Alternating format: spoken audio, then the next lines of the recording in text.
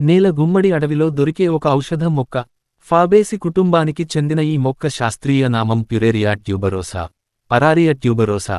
సంస్కృతలో ఈ మొక్కను విదారికంద, స్వాదుకంద, ఇసుగంధ, భూమి కూష్మాంధ అనే పేర్లతో పిలుస్తారు. ఆంగ్ల పరిభాషలో ఈ మొక్కను ఇండియన్ కుడ్జు అని అంటారు. కొన్ని గిరిజన గ్రామాల్లో నేలగుమ్మడిని దారి గుమ్మడి అని కూడా అంటారు. హిందీలో బిలైకంద అని, కన్నడలో నేల గుంభాల అని, మలయాళంలో ముతక్కు అని, తమిళంలో నిలాపూసాని అని పిలుస్తారు.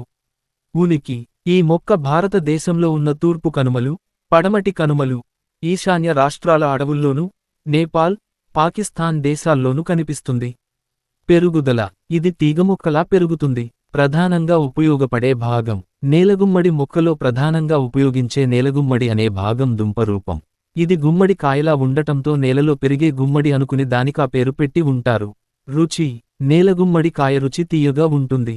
రసాయన సమ్మేళనాలు: హైడ్రోక్సిట్యూబ్రసోల్, అన్హైడ్రడ్ ట్యూబరోసన్, 3O మిథైలన్ హైడ్రట్యూబ్రోసిన్, ట్యూబరోస్టన్, పరారోస్టన్, పరారోన్, ట్యూబరోసన్, బి సిటోస్టెరాల్, స్టిగ్మాస్టెరాల్. తీసుకునే విధానం: నేలగుమ్మడిని పొడిగా, లేహ్యంగా, రసంగా, కషాయంగా, చ్యవనప్రాష్ గాను తయారు చేసుకుని వాడతారు.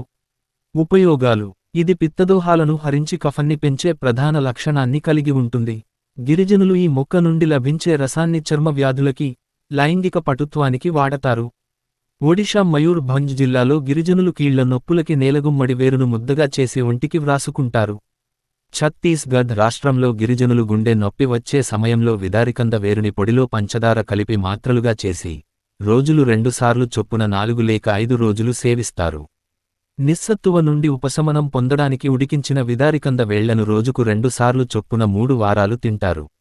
రక్తి శుద్ధి కోసం దీనిని ఉపయోగిస్తారు. స్తన్యవృద్ధి కోసం ఇది పనిచేస్తుంది. అంతరించే దశలో అరుదైన మొక్క. అక్రమ చొరబాటుదారుల వల్ల ప్రస్తుతానికి ఈ నేలగుమ్మడి జాతి అంతరించిపోయే దశలో ఉంది.